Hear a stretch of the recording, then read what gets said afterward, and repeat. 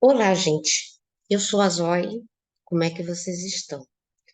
Então, este vai ser um vídeo inaugural desse canal que, assim, tipo, eu sempre quis usar, né, para alguma coisa, e ele no momento só tem um vídeo, que é da minha falecida filha felina, a Mimi, que muita gente que já me conhece há bastante tempo, sabe da existência da Mimi, né? E a tristeza que foi a perda dela, né? Apesar desse canal se propor a ser um canal que eu pretendo postar mais vídeos sobre ceticismo, ciência, ceticismo na política, né? Que é importante, né? A gente ter uma visão cética sobre a política também, né? É, e mas eu não vou tirar o vídeo da Mimi, né? Porque é um registro que eu tenho dela. E sem falar que a Mimi era uma gata bastante cética, né? Ou seja, até os gatos conseguem desenvolver essa questão do ceticismo. Eu lembro que quando eu fiquei testando aquela brincadeirinha do laser com ela, na hora que ela descobriu que eu que estava fazendo aquilo, ela parou de brincar com laser. Ela chegou a entender de onde vinha a luzinha. Então, ela é cética. Ela era muito cética. Assim, enfim, a gente tem esse essa questão que a gente pode, de repente, conversar. Será que os animais têm essa capacidade de desenvolver o ceticismo? Se eles tiverem, nós temos obrigação de também desenvolver, né? Não é uma coisa opcional na nossa vida, né? Então, eu escolhi um texto para inaugurar esse projeto, né? É, que é o capítulo 12 do, do livro O Mundo Assombrado pelos Demônios, do Carl Sagan, tá? Esse é o nosso texto inaugural deste modesto canal, tá? É, enfim, no momento é um modesto porque só tem dois inscritos, um deles sou eu mesma. Olha só a situação, né, gente? Vamos ajudar a coleguinha a dar uma crescidinha nessa história. E eu espero conseguir, né? A gente precisa ter, enfim, aquele canal, como eu tá até escrito lá no sobre, né? Que é um canal de variedades. Eu falo sobre política, falo um pouco sobre ciências, um pouco sobre. Até tem vídeos de humor, música, vídeos de gato, qualquer coisa assim. Enfim, aquele canal é um canal destinado a variedades. E pelo fato de eu gostar de política, de eu ter uma posição política muito forte dentro do anarquismo, é claro que vocês vão ver eu me posicionando em algum momento do vídeo, mesmo que eu estivesse falando de alguma coisa aleatória que aparentemente não tem nada a ver com política, né? Então, eu achei que esse texto é um texto interessante para a gente começar a discutir a questão do ceticismo, porque, afinal de contas, um dos ícones do ceticismo no mundo é o Carl Sagan, né? Um dos grandes, que pelo menos no século XX é o que a gente pode considerar, né? E que mais que eu tenho a dizer sobre esse livro? Muita gente tem esse livro como um livro de divulgação científica, um livro onde ele expõe as questões filosóficas do ateísmo.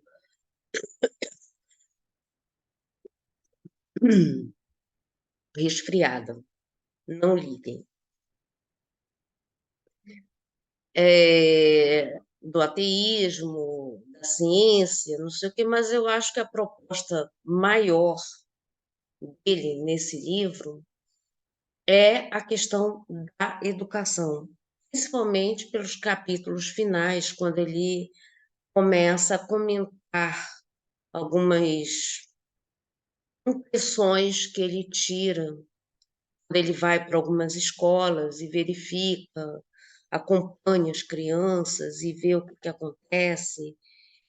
E, sobretudo, no início do livro, quando ele coloca que 95% da população americana, estadunidense, é analfabeta científica.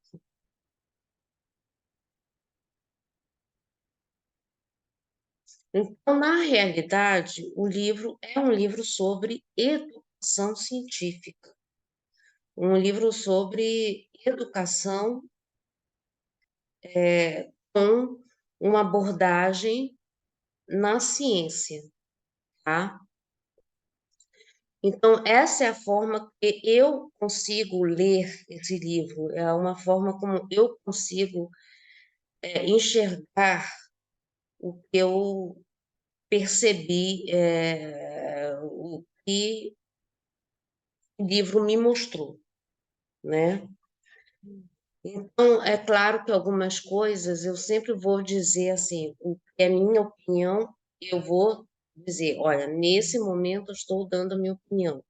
Naquele outro, estou tentando entender o que está escrito aqui no texto, e esse canal sempre vai ser assim.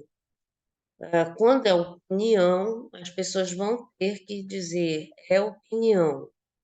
E quando não é opinião, quando tem algum trabalho, estudo e possa ser mostrado, aí a gente trabalha em cima dessas coisas. Esse canal aqui vai ser um tanto mais chatinho nesse sentido de ser menos flexível em relação àquilo que a gente está querendo tratar, que é o ceticismo, tanto nas ciências quanto na política,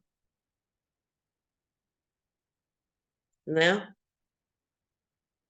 Então, é, é isso. Enquanto eu estiver dizendo alguma coisa que é a minha opinião, eu vou, antes dizer, neste momento, eu vou dar opinião, para ninguém ficar achando assim que eu vou me dar essa liberdade de dar opinião, as pessoas vão ter, mas desde que diga que é opinião, tá? E se disser que não é opinião, é histórico, é científico, não sei o quê, tem que mostrar a fonte. Vamos trabalhar desse jeito nesse canal, tá bom? É só informes de típicos assim de alguma coisa que está se inaugurando e deixando as coisas claras logo do início, depois não ter probleminhas, né? Porque a gente sabe que quando a gente deixa a coisa rolar, né? É comum as pessoas abusarem, né? Então vamos evitar isso, tá bom? Então, neste momento, eu vou compartilhar o vídeo aliás, o texto. Eu vou ficar pequenininha ali no cantinho da tela, e aí a gente começa essa leitura, tá bom? Então é isso. Vamos lá compartilhar.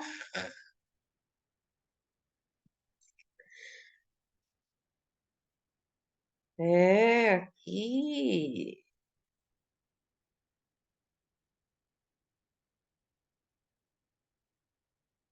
Pronto. Deixa eu só aumentar aqui a coisa.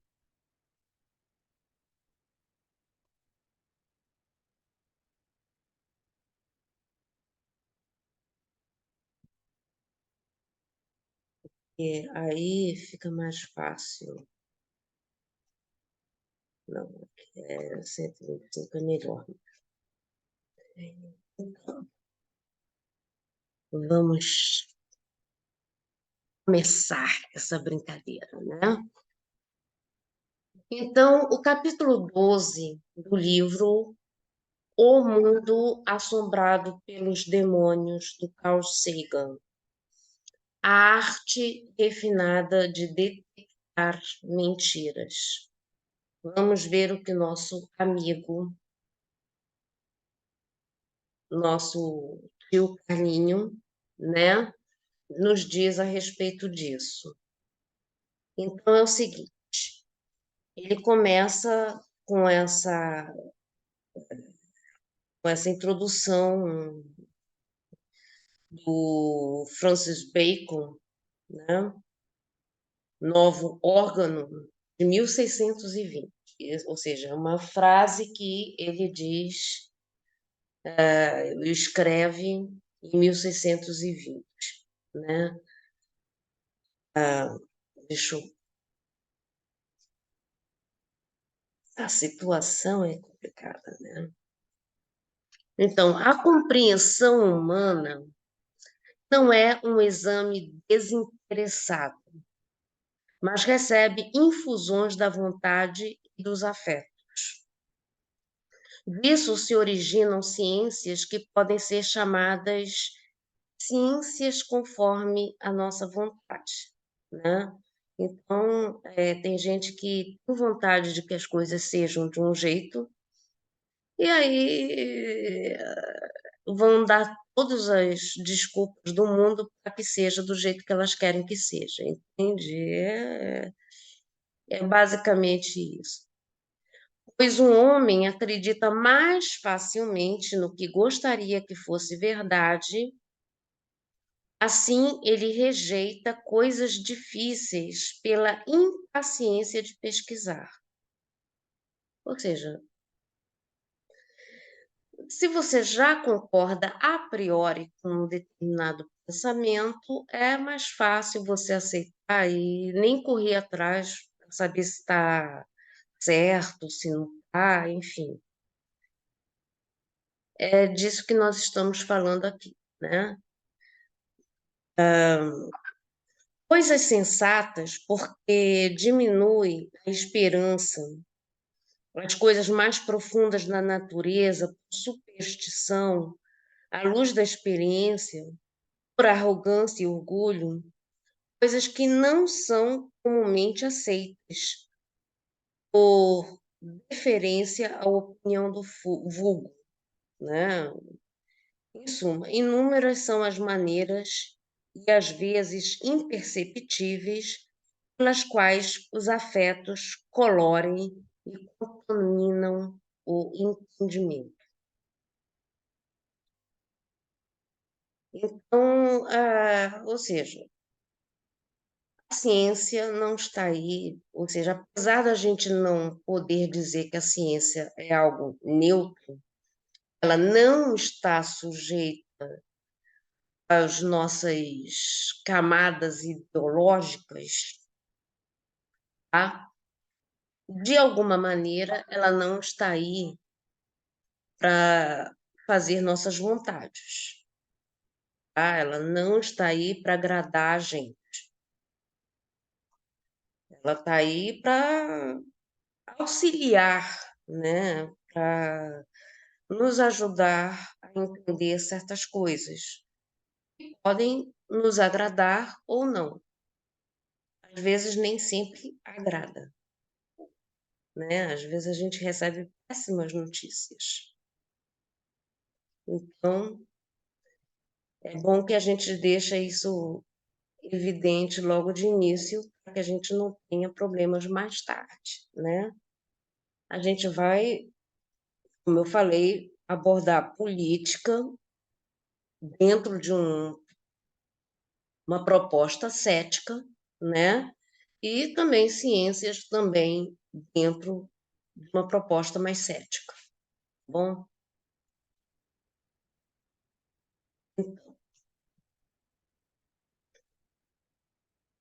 aqui ele começa o seguinte: meus pais morreram há anos. Eu era muito ligado a eles. Ainda sinto uma saudade terrível. Sei que sempre sentirei. Desejo acreditar que sua essência, suas personalidades, o que eu tanto amava neles, ainda existe, real e verdadeiramente em algum lugar. Não pediria muito, apenas 5 ou 10 minutos por ano, para lhes contar sobre os netos, pô-los ao corrente das últimas novidades, lembrar-lhes que eu os amo. Uma parte minha, por mais infantil que pareça, se pergunta como é que estarão. Está tudo bem? Desejo perguntar. As últimas palavras que me vi dizendo a meu pai na hora de sua morte foram: tome cuidado. Ou seja, mesmo quando a gente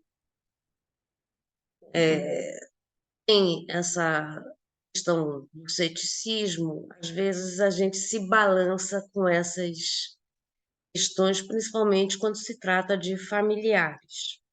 Eu entendo porque eu tenho essa questão com meu pai, já morreu.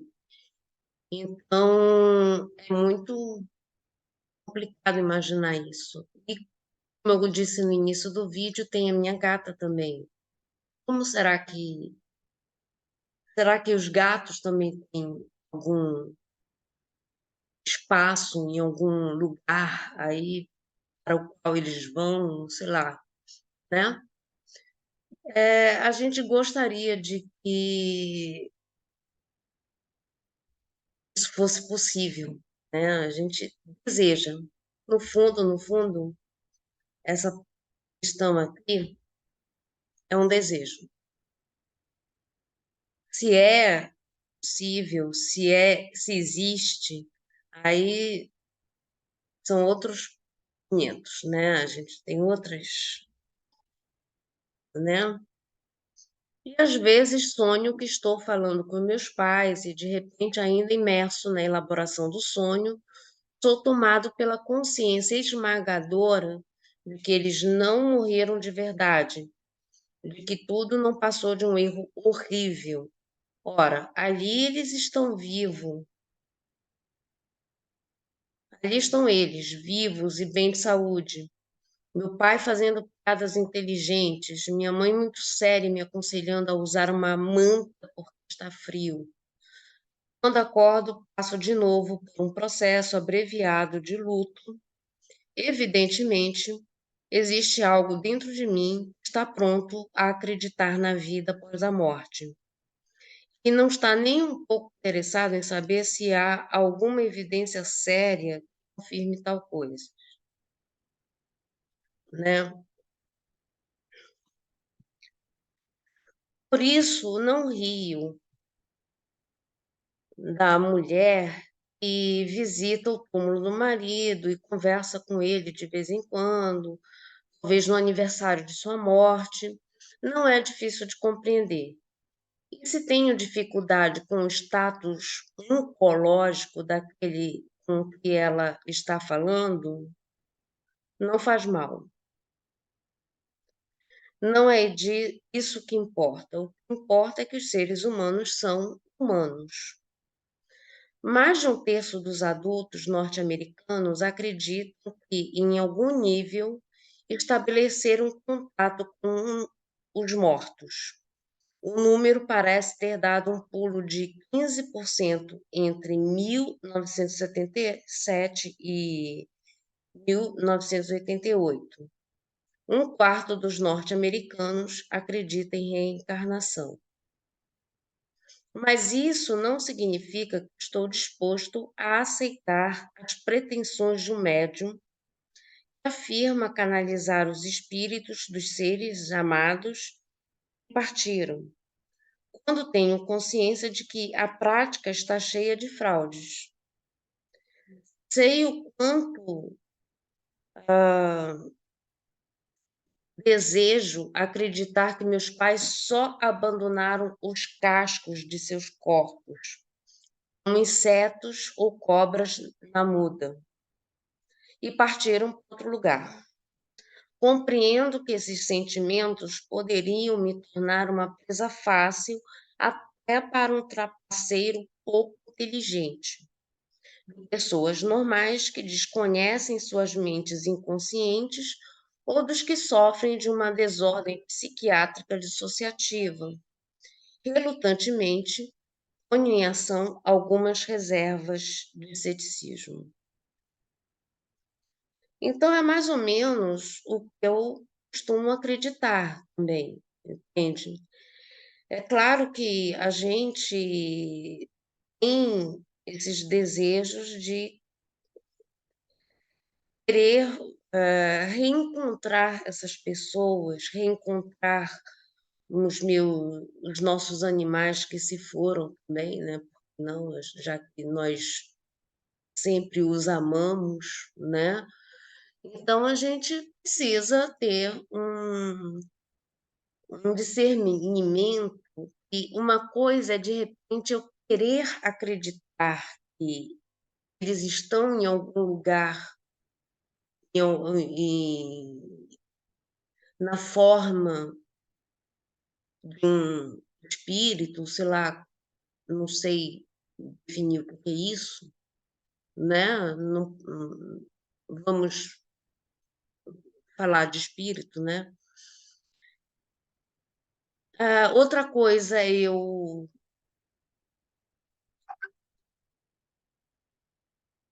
acreditar de verdade que isso seja possível, e outra coisa é também, mesmo eu acreditando que isso seja possível, que eles estejam em algum plano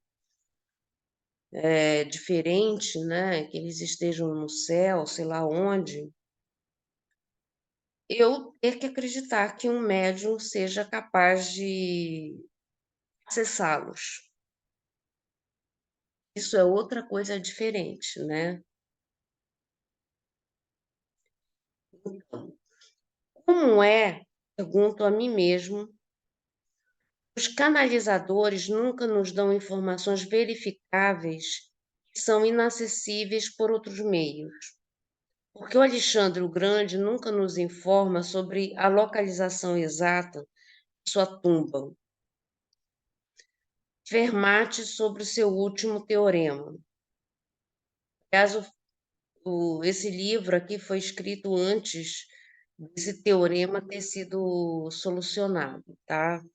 Inclusive, tem o livro, O Último Teorema de Fermat, escrito pelo Simon Sinai, tá? Qualquer coisa, leiam, entender o que é esse teorema. Ou então, se der tempo, se esse negócio não ficar muito grande, eu posso explicar depois que teorema é esse, tá bom? James Wilkes Booth, sobre a conspiração do assassinato de Lincoln, Hermann Goering, sobre o incêndio do Reichstag, e por que Sófocles, Demócrito e Aristarco não ditam suas obras perdidas? Não querem que as gerações futuras conheçam suas obras-primas? Né?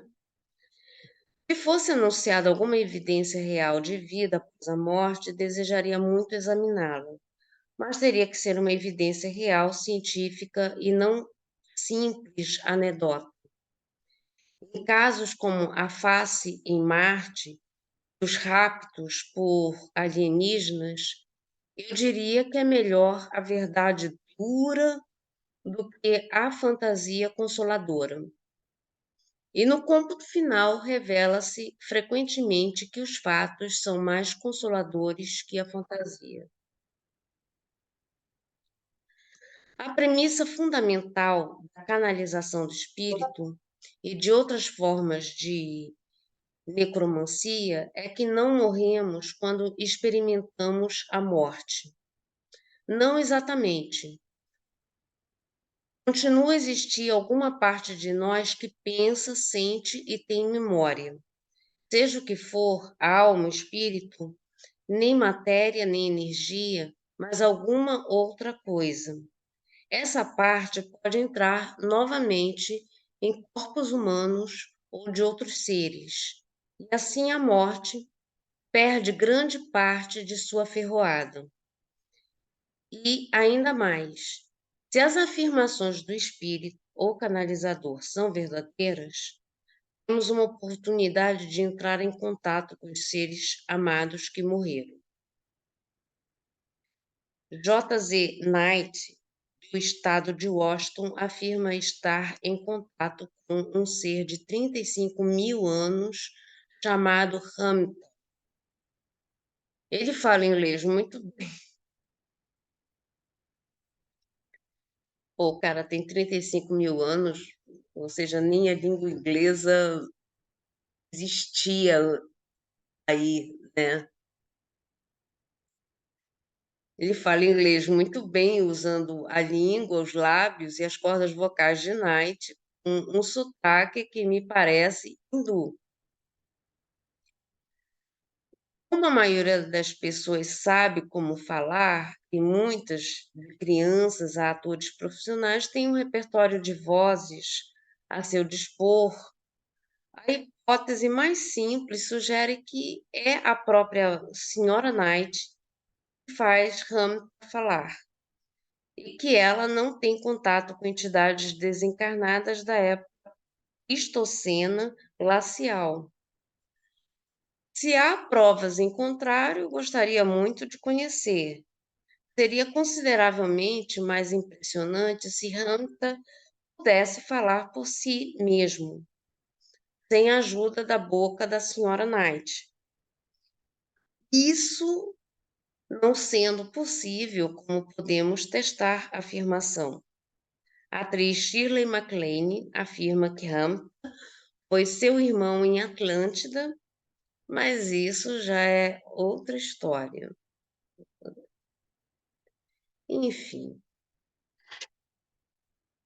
olha, é aquela coisa, né? Se só não contasse umas histórias assim tão aleatórias, a ponto da gente não ter como acessar materialmente essas histórias.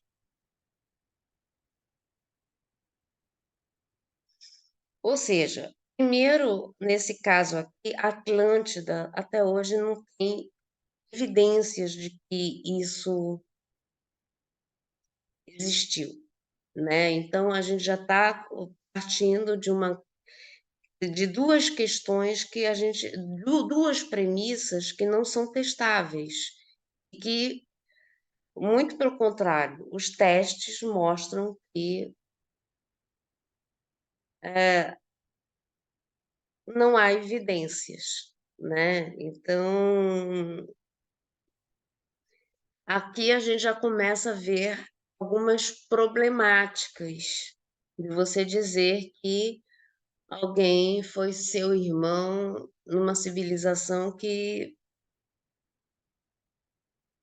por si só, o pessoal já tem altas possibilidades de ser uma invenção, né? E vamos supor que Hamilton pudesse ser interrogado. Poderíamos verificar se ele é quem afirma ser? Como é que ele sabe que viveu há 35 mil anos? mesmo aproximadamente. Que calendário emprega? Quem está tomando nota dos milênios intermediários? 35.000, mais ou menos, o quê? Como é que eram as coisas há 35.000 anos? O Hamilton tem realmente essa idade, e nesse caso, vamos descobrir alguma coisa sobre esse período. Ou é uma fraude, ou ele, ou melhor, ela vai se trair. Enfim, de alguma certa maneira, 35.000 anos, nós já temos achados arqueológicos, paleontológicos, históricos, suficientes para a gente entender como é que funcionava o mundo naquela época. Então, se o cara manda uma que não corresponde a esse período, nós já temos uma pessoa desmascarada aí nessa história, né? Enfim.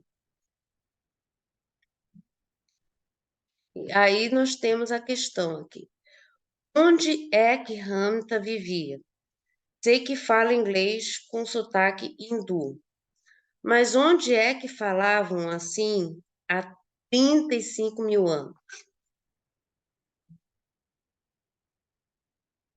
Eu não sei se os ingleses já tinham chegado na Índia nessa época, então eu acho que não chegaram, suponho, né?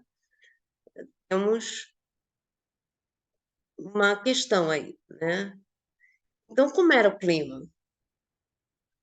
Então, a gente acabou de ver lá em cima que isso é o Pleistoceno glacial. Então, era frio, era quente, né?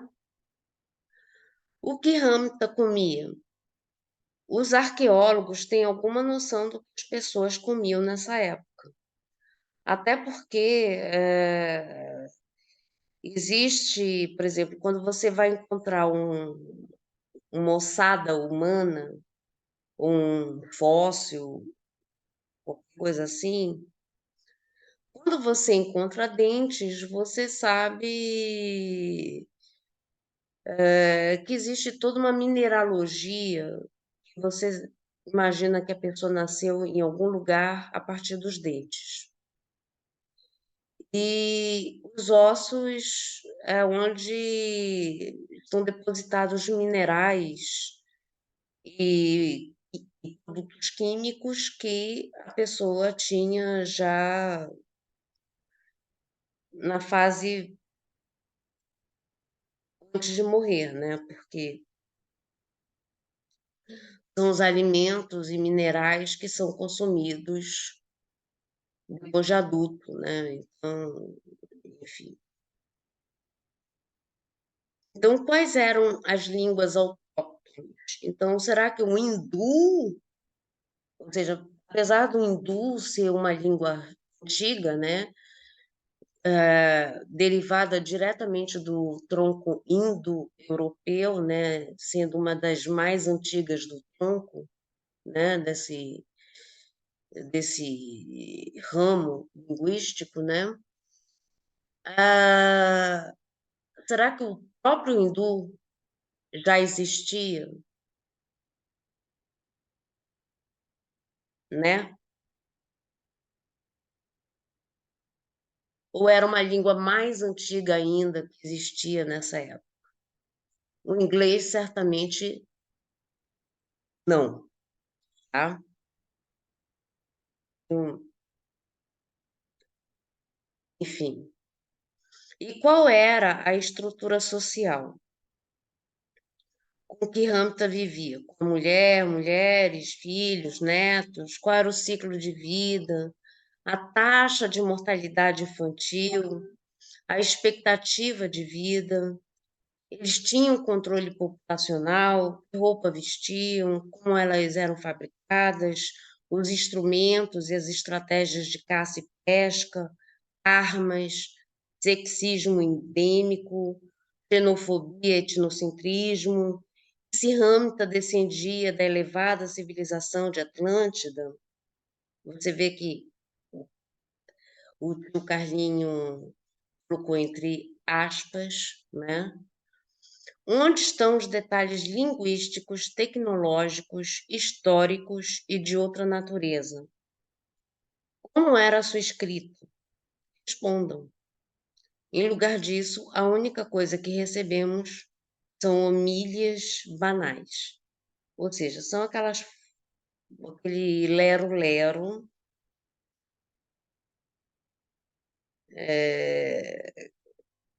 e, enfim, nada muito específico.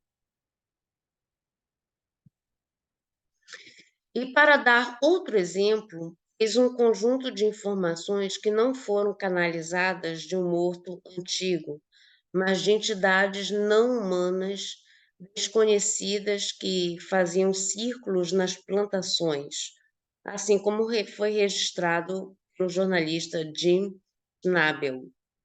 Estamos muito ansiosos por essa nação pecadora estar espalhando mentiras sobre nós.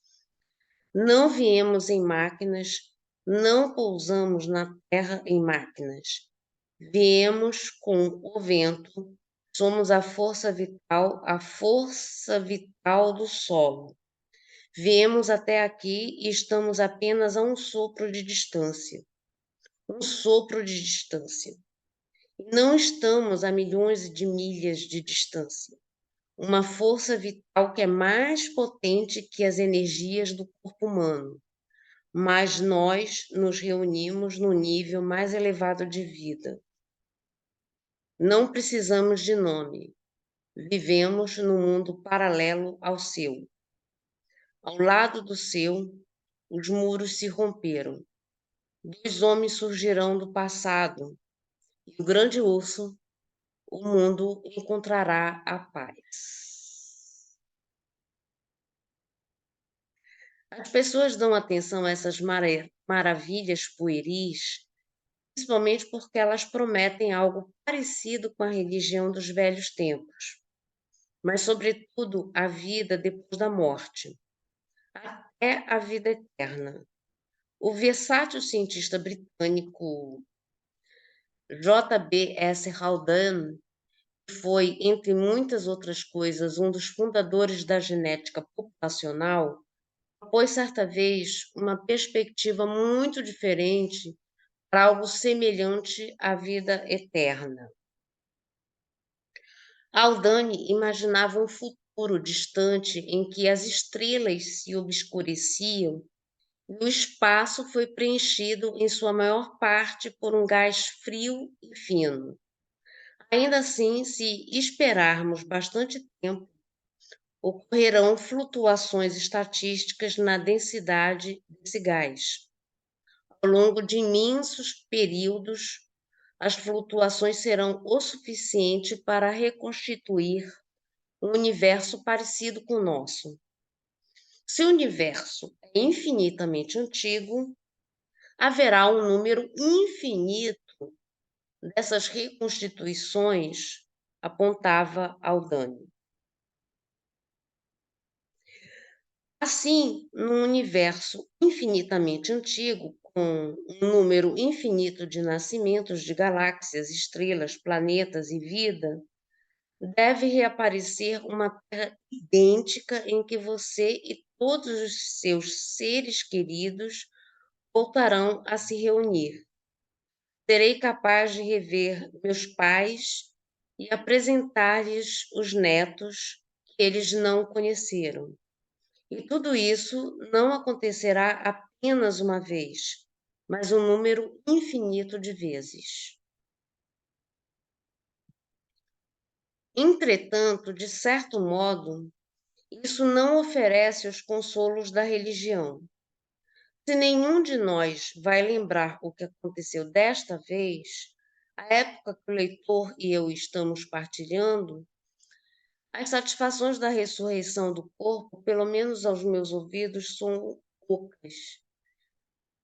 É aquilo que eu sempre falo, né? Qual é a função de você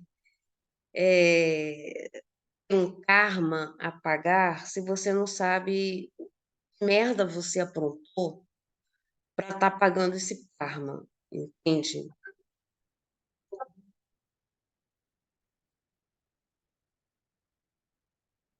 Enfim, porque assim, a lógica de um castigo ou de algum tipo de punição, algum tipo eh,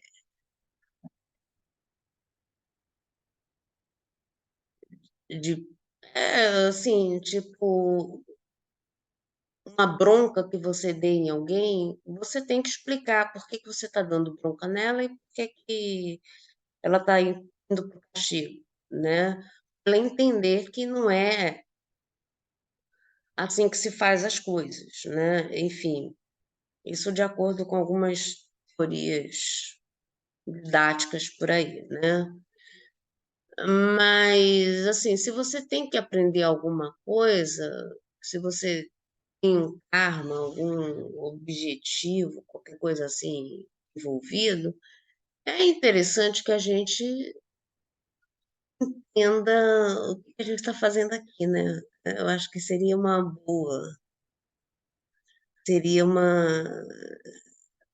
muito sofrimento, né? Assim, desnecessário. Eu acho sempre que o sofrimento é algo desnecessário. Apesar de algumas pessoas, isso aí é minha opinião, entendeu? Vamos começar por aqui. Apesar de algumas pessoas acharem que o sofrimento seja uma coisa necessária para a gente tirar aprendizados, eu acho que não é o melhor meio de você tirar aprendizados da vida. A gente pode pensar, né? Eu acho que a gente aprende com os erros, aprende. Mas desde que a gente erre e consiga se afastar desse erro o suficiente para ver o quanto nós erramos. Agora, o sofrimento é um negócio que, às vezes, quando ele nos ataca, ele não nos abandona assim tão cedo e a gente só consegue pensar nele. Então, não é um momento bom para você ficar pensando no quanto eu posso ser uma pessoa melhor, né? Não dá. Até porque um sofrimento, é, se ele tiver algum potencial de exercer alguma função pedagógica na gente, ele tem que acabar, né? Ele não pode ser uma coisa demorada.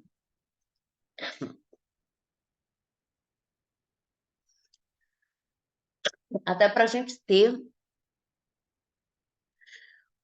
uma cabeça mais fresca e arejada para pensar no sofrimento que nós passamos, para depois, já fora desse processo, raciocinar sobre o que nós passamos, né? Raciocinar sobre aquele período, tirar conclusões, lições, né? Enfim, então, nem um sofrimento que a gente esteja vivenciando nesse momento é apropriado para a gente aprender qualquer coisa. A gente só sofre, tá?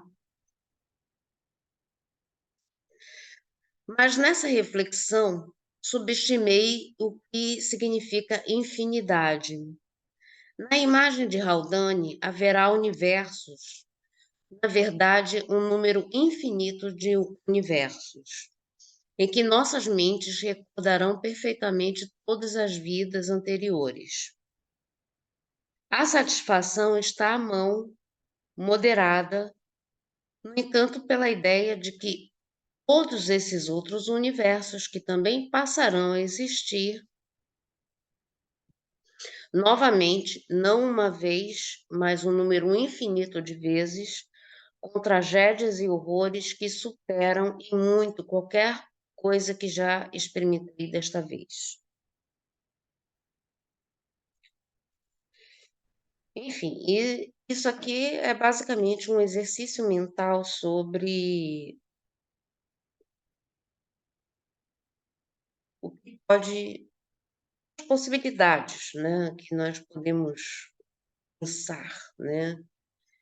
Entretanto, o consolo de Aldani depende do tipo de universo em que vivemos e talvez de arcanos, como, por exemplo, saber se há bastante matéria para finalmente reverter a expansão do universo e o caráter das flutuações no vácuo. Ao que parece, aqueles que sentem um profundo desejo de vida após a morte poderiam se dedicar à cosmologia, à gravidade quântica, à física das partículas elementares e à aritmética transfinita. Enfim. Clemente de Alexandria, um dos padres da igreja primitiva, em suas exortações aos gregos, escrita em torno de 1000, nem 1000 era 190, o ano 190, um negócio antigo. Rejeitava as crenças pagãs em termos que pareceriam hoje em dia um pouco irônicos. Estamos realmente longe de permitir que os homens adultos deem ouvidos a essas histórias. Mesmo aos nossos filhos, quando eles berram de cortar o coração, como se diz, não temos o hábito de contar histórias fabulosas para acalmá-los. Em nossa época, temos padrões menos severos. Contamos às crianças histórias sobre Papai Noel, Coelhinho da Páscoa, a Fada no Dente, por razões que achamos emocionalmente sadias. Mas depois, antes de crescerem, nós os desiludimos sobre esses mitos. Por que nós desdizemos? Porque o seu bem-estar como adultos depende deles conhecerem o mundo tal como ele é. Nós nos preocupamos com razão com os adultos que ainda acreditam em Papai Noel.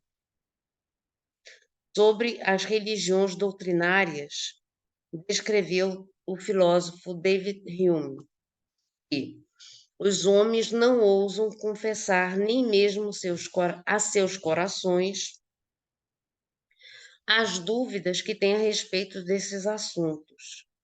Eles valorizam a fé implícita e disfarçam para si mesmos a sua real descrença, por meio das afirmações mais convictas do fanatismo mais positivo. Essa descrença tem consequências morais profundas, como escreveu o revolucionário americano Tom Paine, em The Age of Reason.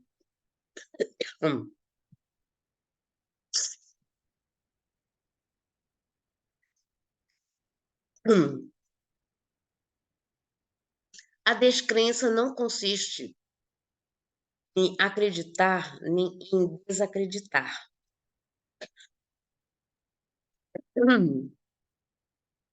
Resfriado. Consiste em professar que se crê naquilo que não se crê. É impossível calcular o dano moral e, se é que posso chamá-lo assim, que a mentira mental tem causado na sociedade. Quando o homem corrompeu e prostituiu de tal modo a castidade de sua mente, a ponto de empenhar sua crença profissional em coisas que não acredita, ele está preparado para a execução de qualquer outro crime.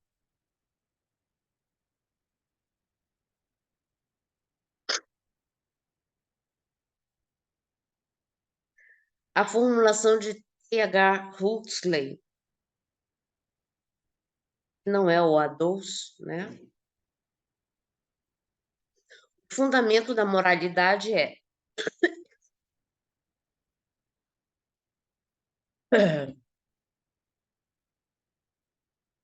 renunciar a fingir que se acredita naquilo que não comporta evidências e a repetir proposições ininteligíveis sobre coisas que estão além das possibilidades do conhecimento.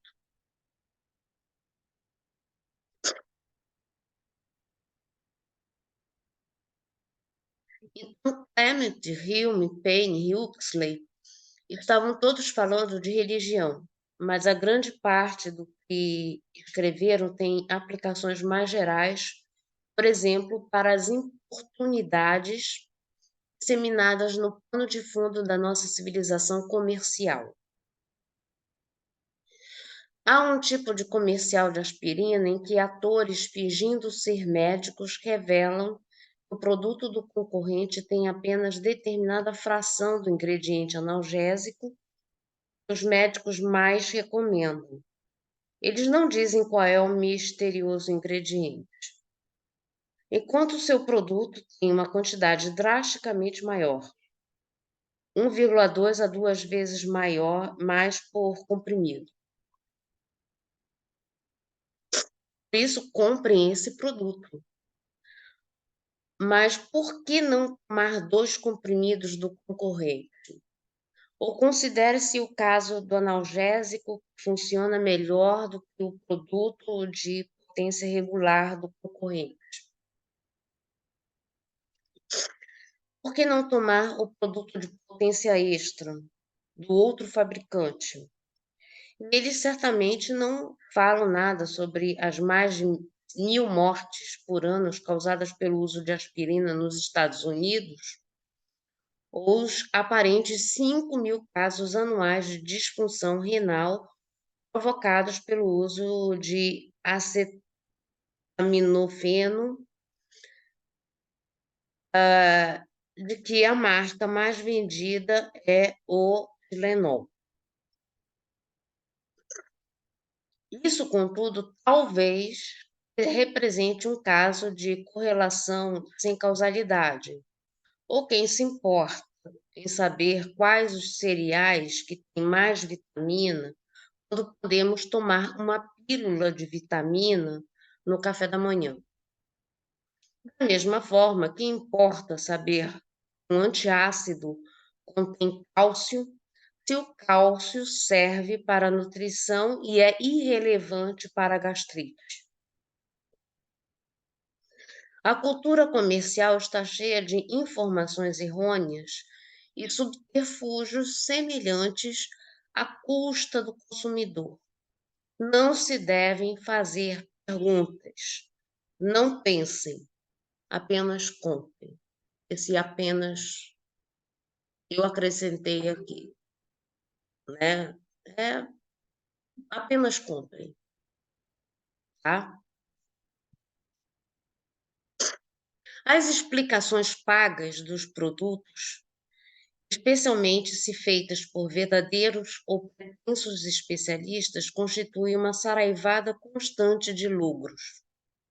Revelam menosprezo pela inteligência dos clientes e uma corrupção insidiosa das atitudes populares a respeito da objetividade científica. Hoje existem até comerciais em que cientistas reais, alguns de considerável distinção, atuam como garotos propagandas para as empresas. Eles nos ensinam que também os cientistas mentem por dinheiro. Como alertou Tom Paine, O fato de nos acostumarmos com mentiras cria o fundamento para muitos outros males.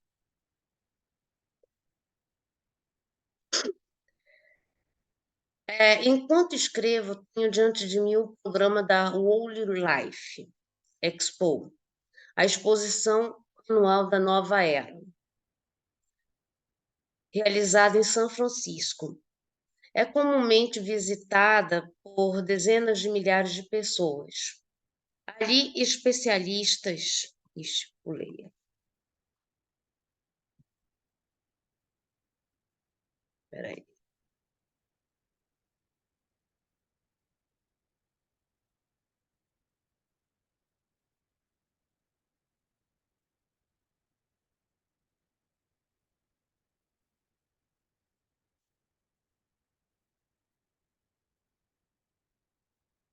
Agora está difícil. Vou dar uma pausada aqui.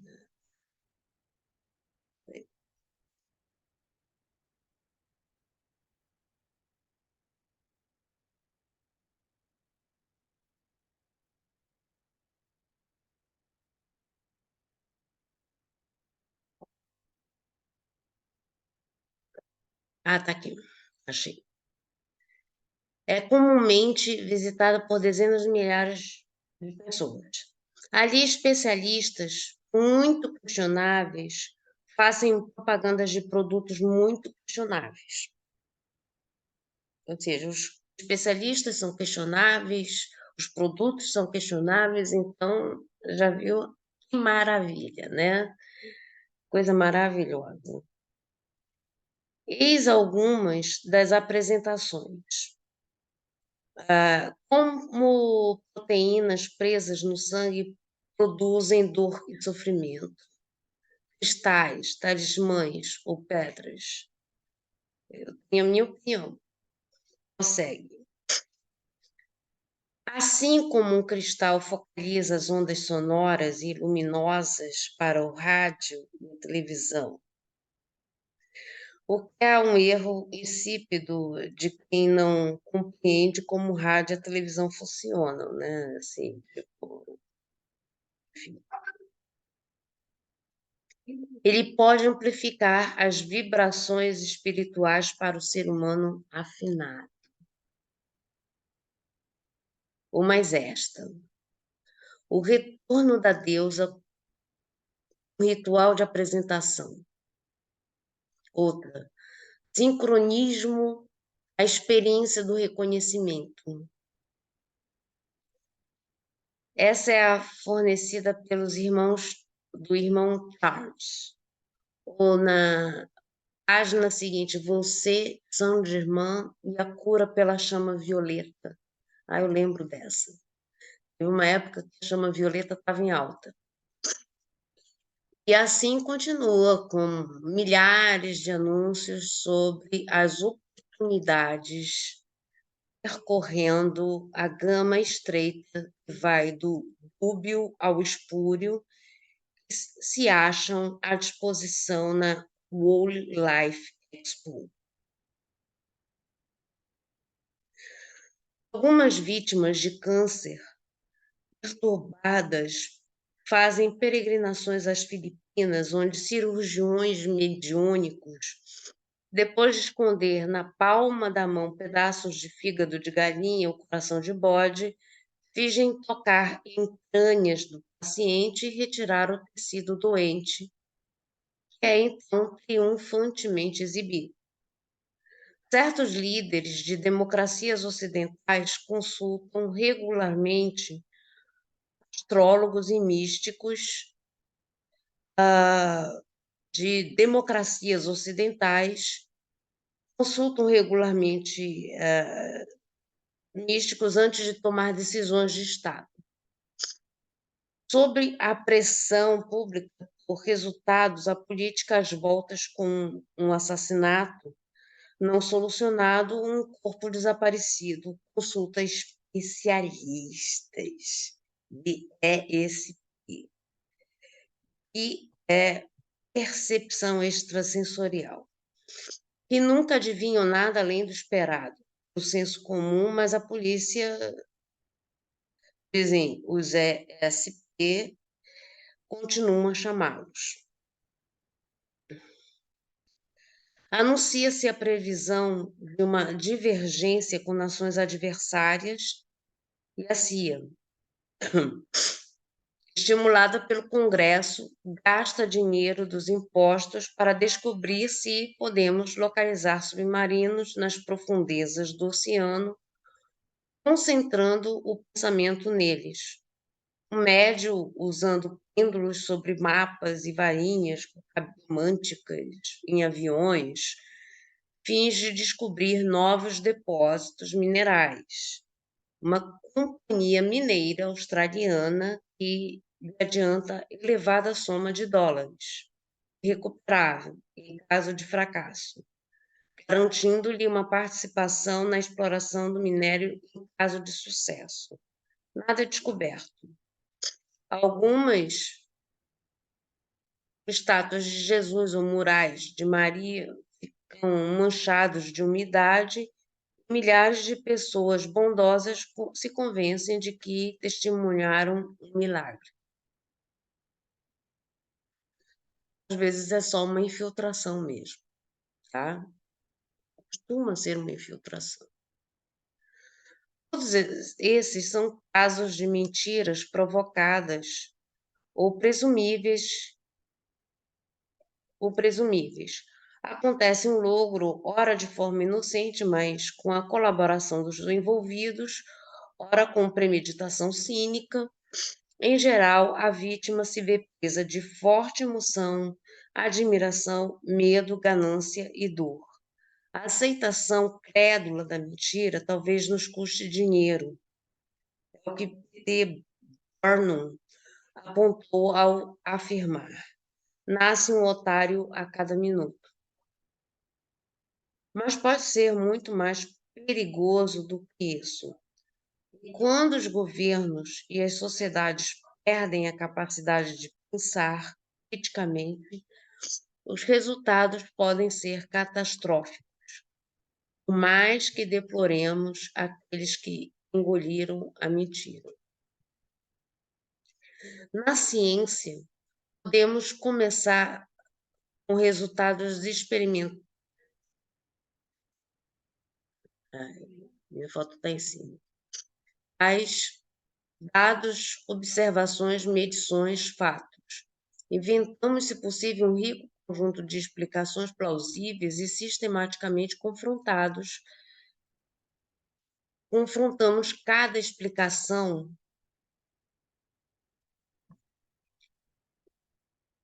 Ai,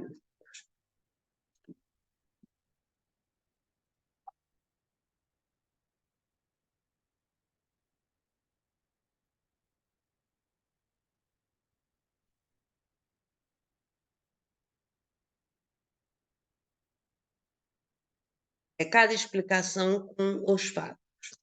Ao longo de seu treinamento, os cientistas são equipados com um kit de detecção de mentira. Este é ativado sempre que novas ideias são apresentadas para consideração. Se a nova ideia sobrevive ao exame das ferramentas do kit, nós lhe concedemos aceitação calorosa, ainda que experimental. Se possuímos essa tendência, se não desejamos engolir mentiras, mesmo quando confortadoras, há precauções que podem ser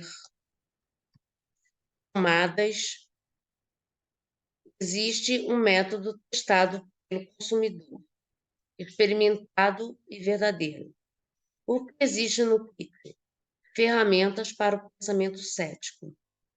O pensamento cético se resume no meio de construir e compreender um argumento racional, o que é especialmente importante. Reconhecer um argumento falacioso ou fraudulento. A questão não é se gostamos da conclusão que emerge de uma cadeia de raciocínio, mas se a conclusão deriva da premissa ou do ponto de partida, se a premissa é verdadeira. Eis algumas ferramentas. Aqui ele já vai enumerar as nossas. Deixa eu ver. Aqui, obcecado pela realidade. Nós temos o capítulo 13 e aqui nós estamos no capítulo 12.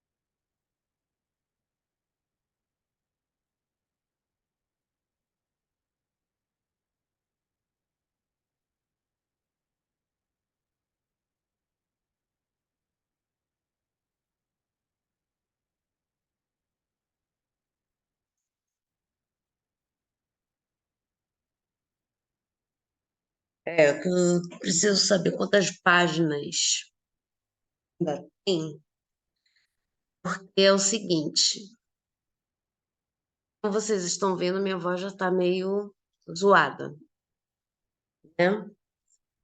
E eu estou com medo desse negócio ficar muito grande. E eu acho que é interessante eu parar esse texto aqui e vou descansar um pouquinho. Aí, nesse processo, eu gravo a parte 2 e posto os dois vídeos ao mesmo tempo. Vai ser assim, tá? Aqui já tem umas coisas que eu acho que eu vou precisar explicar um pouquinho melhor, né? Como é que funciona esse negócio. Enfim. Então, este vídeo pausa por aqui. Aí eu vou beber uma água, vou esperar esse negócio baixar no arquivo, né? E aí eu prossigo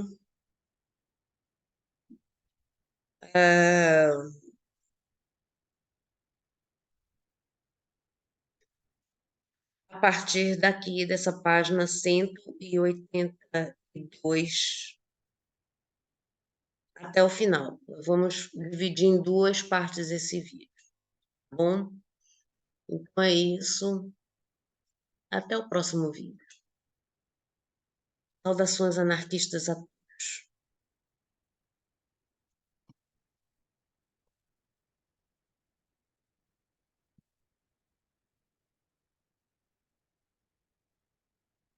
Estou eu. Mas vou beber água, fumar um cigarro, aí depois eu concluo essa leitura.